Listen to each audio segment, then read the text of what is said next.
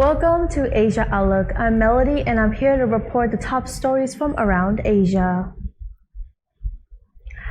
Broadcasters from 6 countries in Asia, China, Turkey, Australia, India, Japan, and South Korea, have agreed that the media have a responsibility to present the truth, reduce panic, and debunk groundless claims during the pandemic. 6 media executives took part in a video conference held by the Asia Pacific Broadcasting Union on how to better serve the public during the COVID-19 pandemic and beyond. CGTN Su Yin Tang has more. Asia Pacific Broadcasting Union, or ABU, held a live video conference online on how to better serve the public during the pandemic and beyond. 6 media executives from China, Turkey, Australia, India, Japan, and South Korea took part in the dialogue.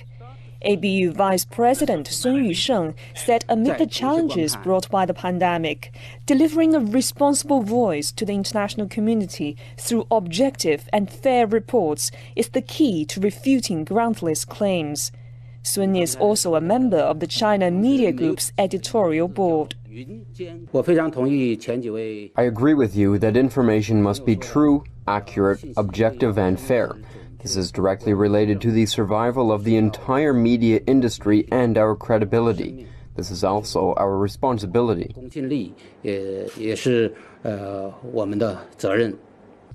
Since the outbreak of the pandemic, the China Media Group has deployed more than 5,500 people in news collecting, editing, and broadcasting. CMG also sent a news coverage team of 216 people to the front line in Hubei. They comprehensively, deeply, and continuously carried out interviews and reported on the pandemic prevention and control methods. The CEO of India's public service broadcaster Prasar Bharati says it's very important to expose false information about the pandemic and present accurate information. In response to rumors and making sure that the information epidemic that was spreading was countered effectively, and to make sure that the right information was delivered to the people, which kept monitoring social media, kept monitoring the digital websites to see what kinds of wrong information is circulating, and then to quickly speak to the experts and put out the right information. In the race for a COVID-19 vaccine, China has 3 frontrunners. One is by Beijing-based biotech firm Sinovac, which says its vaccine has proven effective against several strains of the coronavirus. In an exclusive interview by the company's chairman of the board and CEO Yin Weidong, said Sinovac has promised wide access to the vaccine once it becomes available. 世界各地它流行的病毒毒株类型不同，那这个疫苗对这些不同的病毒毒株都会起效吗？大家知道，我们进入4月份之后，我们有国外流入的病例，我们海关隔离的，就是入关之后被隔离的，那么他发病，其实他不是在中国感染的，他是在世界各地感染的，但他回到中国之后呢，我们获得了20多株这样的病毒，不同的序列，包括来自美国的。 来自欧洲的，来自这个中东地区的不同国家的，然后呢，我们用我们疫苗免疫的血清，与这来自世界各地不同的病毒进行中和，发现呢都能中和掉，不论是你来自美国的还是欧洲的，都能中和得掉。所以这是非常乐观的看到，其实新冠病毒血清型并没有改变，我们的疫苗对来自全球的病毒都能中和。 那就可以推测，我们的疫苗在全球都可以获得保护。现在的产能能到什么样？我们目前科兴设计的产能已经能够达到3个亿，就是1年产3亿支。所以这样的产量，其实应对国内的需求和一部分国家的需求是没有问题的。所以我们已经向有一些国家承诺是会像中国一样获得优先性，也就是说，这3亿的产能会提供给。 疫情严重的国家，就印尼，包括印尼在内的这样的国家，来使用。习总书记已经宣布了，说中国的疫苗会是全球公共产品。那么科兴的战略也是全球战略，今后这个疫苗会怎么分配呢？我们其实最重视的，或者是优先等级一样的是这2个要素，一个是人口众多要保护，第二一个你发病严重。你不要认为中国不严重，其实中国很严重。我们经历了武汉的疫情就知道中国很严重，只是现在把疫情降下来了。那么我们其实14亿人都没有抵抗力，我们离着群体免疫还有非常多的人口需要接种疫苗。In South Korea, President Moon Jae-in has called for a strong response to an ongoing strike by medical doctors nationwide. Moon's order came after members of the Korea Medical Association started a 3-day strike on Wednesday in protest against several government proposals, including one to boost the number of doctors to deal with health crises like the COVID-19 pandemic. The surge in cases has also forced schools in Seoul and its surrounding areas to move their classes online. CGTN Jack Barton has more from Seoul. 3 restrictions. Right now, we're at level 2, and that is the toughest restrictions really that have been in across the country so far. They're being enforced most actively in Seoul and surrounding Gyeonggi area. And what that means is no more than 50 people at any event inside, no more than 50 people outside at any event, so no gatherings no more than 100 outside, and then things like all school closures except for high school seniors who have a big exam coming up, and restrictions on a lot of businesses, so the closure of singing rooms, karaoke places, those kind of establishments where young people go to play video games, cramming schools, they've all been shut down. But what they're talking about is if this situation continues, and we've seen triple figures for the past 13 days, it's not particularly spiraling out of control yet, but it's not getting any better either, and hospital beds are already at 75% capacity. Even if it stays as it is, it might get worse, and the hospitals might overflow even just with the triple figure number. So they're talking about level 3, which would mean gatherings inside or outside no bigger than 10. That would mean many businesses would have to close. That would have a really big economic impact. Having said that, that's still lighter than the restrictions we've seen in many other countries, including Australia, but officials here really reluctant to push that out. In fact, some doctors, some experts here saying, how about we think up at 2.5 before we go to 3? The city of Wuhan, hit hard several months ago by the COVID-19 epidemic in central China, is holding a week-long beer festival. The event aims to stimulate the city's nighttime economy in places where drinks, food, and entertainment are offered. Everyone has free access to dozens of festival venues that the local government has set for its more than 10 million people. Visitors attending it will find temperature and security checks along with health regulations when they arrive. The goal is to enjoy the event and contribute to the city revival.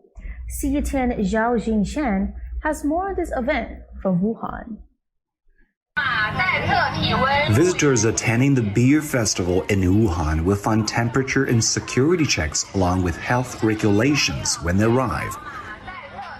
All locals and possible business have the free access to this beautiful park, and they just have one common thing to do: enjoy the revival of the city once hardest hit by coronavirus. The local government has set up dozens of festival venues with the goal to stimulate the economy of the city with more than 10 million people. When it kicked off last weekend, this park, also the main venue, didn't expect the tens of thousands of visitors who turned out. 因为第一天准备的不是很充分啊。 We didn't have enough on the first day, as many places serving beer and food were sold out within just half an hour. So we doubled it the next day, but all of it went quickly again. Many wondered if a mass gathering could be done safely. Officials say they conduct a daily disinfection before the event. Health workers are monitoring the crowd. No local cases have been reported for months. 从我们在街上看的超市的呀。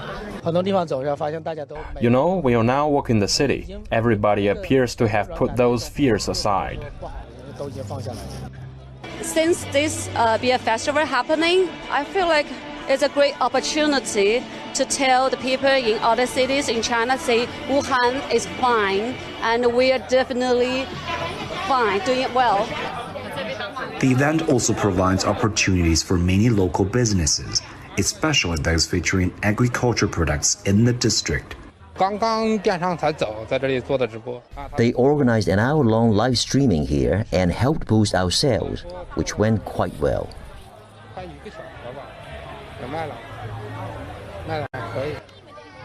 Some stalls are making more than $1,000 a day. Many expect the success of this event will generate more large gatherings in the future. Zhou Jiaxing, CGTN, Wuhan. A luxury resort in southern India has turned its swimming pool into a fish farm to stop the business from sinking amid the economic crisis caused by the coronavirus pandemic. Normally, the 150-meter pool at the Evida Resort in Kerala is packed with European tourists. But now thousands of pearl spot fish are making the splash.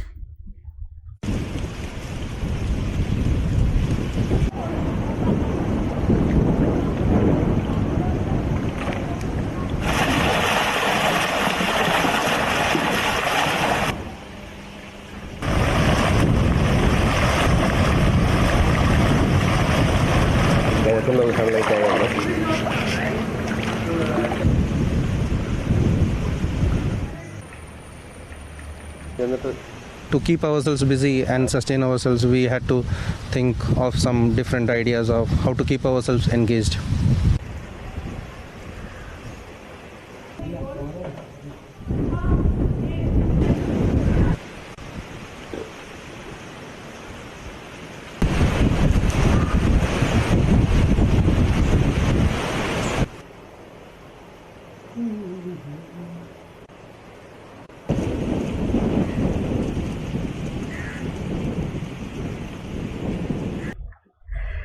Heavy flooding has killed at least 100 people and injured scores more in Afghanistan as seasonal rains drenched the northern and eastern parts of the country.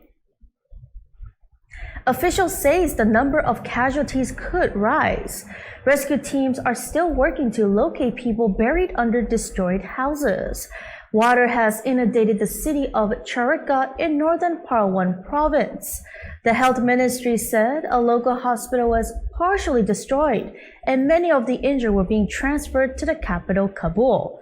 Parwan's provisional spokesperson has called on the government to deliver aid and to provide immediate support. Japanese Prime Minister Shinzo Abe, the country's longest-serving leader, announced at a press conference on Friday that he has decided to step down due to health reasons. Shinzo Abe has served the longest uninterrupted term as Prime Minister in Japan's history. Let's take a closer look at his political career. Shinzo Abe, a third-generation politician, first taking office as Prime Minister in 2006.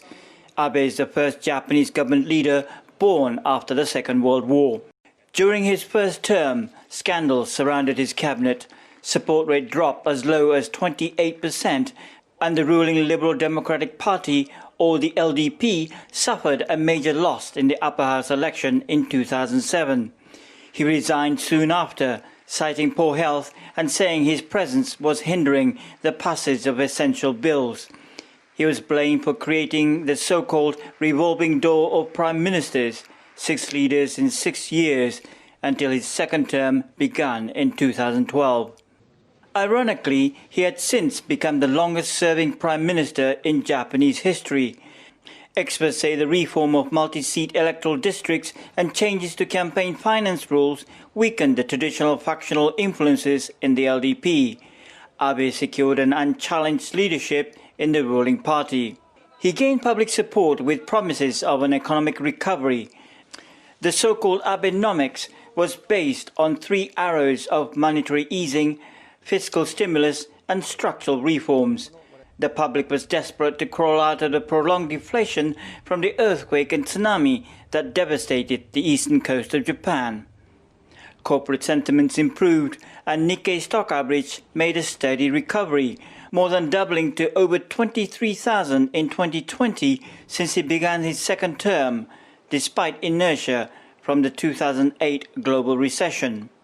Analysts say Abe was cunning in balancing economic achievements, social welfare schemes and aggressive diplomacy to boost Japanese exports, which maintained public support, while forcefully passing a number of unpopular security and defense-related bills.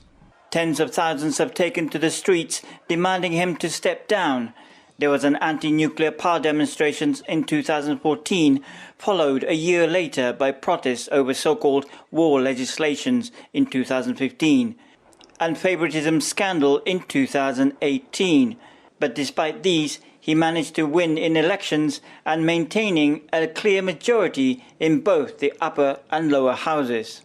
In 2017, after President Donald Trump pulled the US out of the Trans-Pacific talks, Abe tried to take the lead in the negotiations. He also tried to build stronger trade cooperations with China and another free trade agreement in the Asian Pacific, the Regional Comprehensive Economic Partnership. Although Abe continued to stress the importance of the Japan-US alliance, the country steadily increased its defense arsenal, reducing its reliance on the US military. Abe's plan to revise Article 9 of Japan's pacifist constitution and increase its military budget raised concerns both at home and abroad. With the COVID-19 pandemic, analysts say the fruits of Abenomics have been considerably reduced, raising debate over Abe's legacy. With economic recovery still stagnant, many unsolved issues with neighbors, and relations with the US not as strong as before, constitutional revision has not made any progress.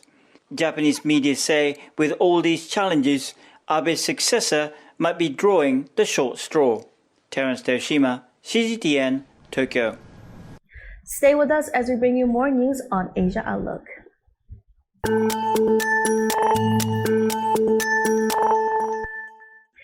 Chinese State Councillor and Foreign Minister Wang Yi on Tuesday called on the Netherlands to jointly defend multilateralism and free trade. Wang made the remarks during a meeting with Dutch Prime Minister Mark Rutte in The Hague. CGTN Stefan de Vries from The Hague. It was a stormy day in the Netherlands as Chinese State Councillor and Foreign Minister Wang Yi arrived at a castle just north of The Hague to meet his Dutch counterpart. There were a number of topics on the table, from human rights and national security to trade. The Netherlands is one of the major trade partners of China. In terms of the European Union, Dutch exports to China are second only to Germany. We have the strong commercial relations. There are also points that we might not agree on, but that we should discuss openly. The two ministers also talked about the impact of the COVID-19 pandemic and a possible role for the Netherlands in the development of the Belt and Road Initiative. They did not take any questions from the media. After the meeting with his counterpart, Wang Yi met with Prime Minister Mark Rutte for more bilateral talks. Foreign Minister Wang Yi will continue his European trip and will visit Norway, France and Germany. Stefan de Vries, CGTN, The Hague. Hong Kong researchers recently found the world's first infected case of a COVID-19 in a 33-year-old man who contracted the virus again after recovery. The WHO made remarks on the report on Tuesday.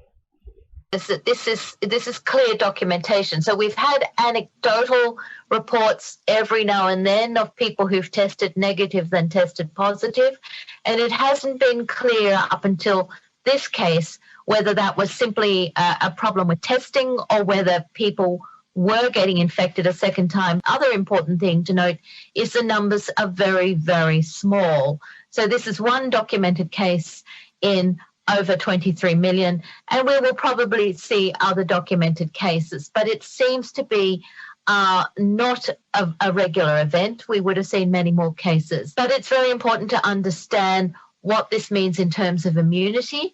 And this is why we have got a lot of research groups actually tracking people, measuring antibodies, trying to understand how long the immune protection lasts, the natural immune protection. And that should be understood as it is not the same as the immune protection that a vaccine provides.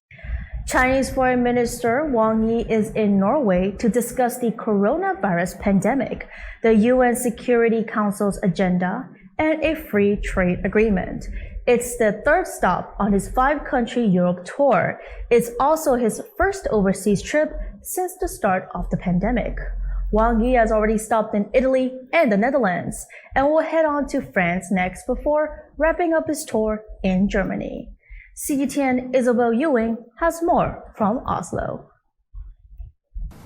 China's Foreign Minister Wang Yi arriving on Norwegian soil, greeting welcoming officials with the now ubiquitous elbow bump before climbing into a waiting car. His motorcade headed to Oslo, hoping to drive forward stronger relations with the Northern Europe country, home to large oil and gas reserves and lucrative fisheries, but most importantly aiming for talks to progress on a long-awaited free trade agreement. Behind closed doors here in Oslo's government guest house, Wang Yi and his counterpart Ine Eriksen Søreide are hoping to progress talks about a free trade deal that's more than a decade in the making. Both parties now hoping that a deal can be signed by the end of the year. The delay in negotiations was caused by a diplomatic row between the countries several years ago, but today the Chinese Foreign Minister saying all is now well. Our countries are geographically far apart, but if we can continue to respect and treat one another as equals, the bilateral relationship will continue. Multilateralism is a key theme on Wang Yi's Europe visit. China considers it crucial at a time when it believes the US is trampling on multilateral trade rules and brandishing unilateral sanctions. I visited Italy and the Netherlands, and I can tell you the biggest consensus was the need to uphold multilateralism. Why? Because it's being challenged by unilateralism and bullying. Without it, the world will return to a time where countries rule by the law of the jungle. The talks were sensitive at times, with Norway raising human rights and nuclear disarmament, but agreeing with China on the importance of rejecting power politics, particularly in a world ravaged by the coronavirus pandemic. This is also the reason why Norway wanted to run for the UN Security Council again. A small country like ours need to take on the responsibility from time to time on being part of the world's most important institution when it comes to upholding peace and security. Isabel Ewing, CGTN, Oslo. The number of COVID-19 cases in Tokyo has topped 20,000 after it recorded 250 new cases over the past days. The city is scheduled to host the Olympics next year. CGTN's Tokyo correspondent Mayu Yoshida sat down with Tokyo Governor Yuriko Koike to discuss the city's coronavirus containment measures and preparations for next year's Summer Games. Recent surveys show more than half of the Japanese against the idea of hosting the Olympics next year in Tokyo. Are there any specific safety measures you can announce right now to alleviate some of their concerns? We will do our best to prevent the coronavirus infection here in Japan, and also to welcome the athlete from all over the world. When will the effective vaccine against the coronavirus be ready? How the vaccine be distributed, and this kind of thing is a very, very essential factor that we have to think about. The pandemic COVID-19 is not only the matter of Tokyo, but also all over the world. So this is the enemy which we have to fight against and which we have to win. How will Tokyo lure global capital and global talent during the pandemic and post-pandemic? Well, the TMG has been working to attract foreign companies and human resources through a variety of efforts.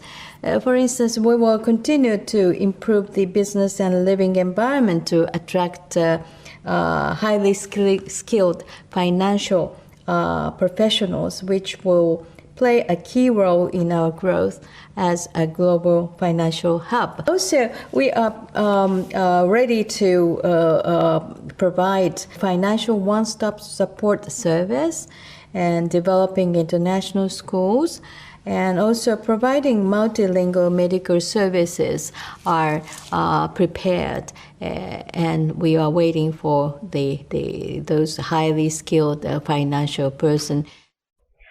Hip-hop and rap are extremely popular around the world, but for the most part, especially in America, there aren't a lot of Asian faces associated with the music form.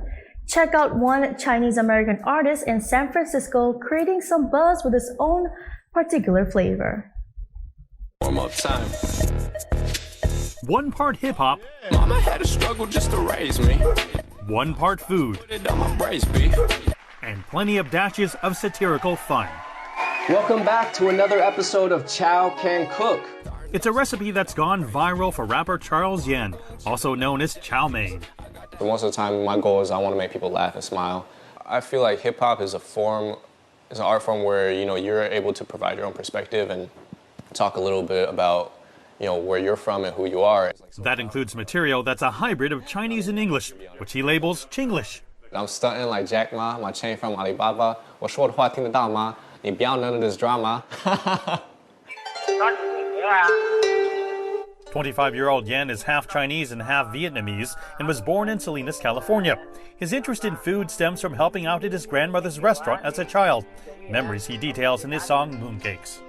At the restaurant, helping out got our feet weak. Food's just such a big part of my life, and I think even in like Chinese culture and Asian culture in general, just like sharing food and cooking for others is such like an intimate form of friendship and family and like camaraderie that it's like, I want music to do the same thing.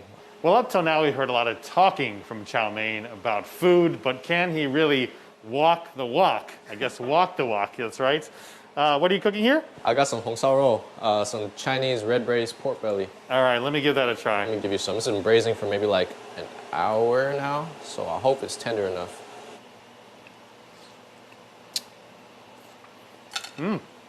Excellent. Tasty. On this day, Yan is busy whipping up a meal for his friend DJ, who is also a fellow artist collaborator on a track. But let me do what I like, it's my life, I'ma do what I like, yeah. Do what I like, do what I like, yeah. While the majority of Chow Main's songs poke fun at a situation, there's also a serious side. He's working on another collaboration with rapper Jason Chu from Los Angeles that takes on xenophobia. They said, Chin, go back to China. I'ma stay right here. Told my mama I'm a fighter in my jet black hair. It's called Go Back to China. We were just kind of talking about how there were a lot of attacks on our elders and, especially with the COVID stuff happening right now. Go Back to China is something that we've, heard just being Asian in America. It's kind of taking that sentiment that we've heard of and then flipping it on its head. While Yan believes Asian Americans are often viewed as being less marketable in the industry, he says that's only fueled a growing appetite among the underrepresented to seek out music that relates to them. Mark New, CGTN, San Francisco. As the coronavirus pandemic continues to spread, the World Health Organization on Monday urged countries to join a global vaccine pact. The COVAX scheme aims to ensure quick and fair access to COVID-19 vaccines. The novel coronavirus has killed nearly 775,000 people and infected almost 22 million since its outbreak in January. CTN Lucy Hoff has more from Brussels. As case numbers spike around the world, the race to find a COVID-19 vaccine is gaining pace. But there are fears as soon as one is found, a limited supply will be met by overwhelming global demand. The World Health Organization wants to make sure that any future vaccine is distributed fairly around the world. Our only way out of this pandemic is together. Initially, when there will be limited supply, it's important to provide the vaccine to those at highest risk around the world. The WHO is calling for countries to sign up to its development program COVAX, which aims to deliver 2 billion doses of an effective vaccine by the end of next year. Through the allocation framework, COVAX will ensure that low, middle, and high-income countries all receive the vaccine in a timely way as soon as there is supply of a safe and effective vaccine. So far, 172 countries are engaging with the scheme, some 70% of the world's population. But the offer has not been taken up by the US and many European nations. The US and EU have put in advanced orders for hundreds of millions of doses of potential vaccines, with fears that that could limit supply for poorer nations. Reports suggest that EU officials think that they can strike up better deals directly with pharmaceutical companies than through COVAX. 5 potential vaccine candidates have reached an advanced stage of clinical trials, but there's continued uncertainty. While vaccines are going to be an extremely important part of what we use in the fight against COVID, there will also be some limitations. And one we're concerned about is how well these vaccines, like others, will work in populations like the elderly and others. And this is where sometimes an intervention like the monoclonal antibodies can be very important, because potentially this may work in populations where a vaccine or others wouldn't. The WHO has given countries a deadline of August the 31st to join its COVAX scheme, urging wealthier nations to sign up. It fears national interests could impede global efforts to defeat the virus. Lucy Hoff, CGTN, Brussels. Annapolis, the capital city of the U.S. state of Maryland, has received 40,000 protective face masks from its sister city, Changsha, capital of central China's Hunan province. The donation was first offered to officials in Annapolis in April, when the need for masks among public safety workers was at its highest in the early days of the COVID-19 pandemic, according to a statement by Annapolis City Manager David Gerald. Let's take a look. Then we received the mask on August the 6th. And what we received is 40,000 medical grade masks. And I'll give you a standby for 1 second. The masks are similar to what you see here. These are medical grade surgical masks. Basically, these masks are designed for one-time use of a nurse, a doctor, a paramedic, a police officer is using this. They use it on a call. And then when they get back, they would dispose of that. These are very, very high-grade masks. We really appreciate them. When this initially started, we did not have enough PPE. So, if a doctor or nurse got this mask that's designed for one-time use, they would wear it for multiple persons. When we had the pandemic breakout, the former city manager actually reached out to the Chinese embassy in D.C., which relayed the message to Changsha and asked them, hey, is there any way that you can help the city of Annapolis? And Changsha was like, yeah, sister city, twin city, that's what this is all about. It's helping. The pandemic hit China first. So they had more experience in dealing with this, more knowledge and experience than the United States, who got it at the tail end of this. And that's all we have for today's Asia Outlook on MI Radio. Thank you for being with us. We'll be back next week. Until next time.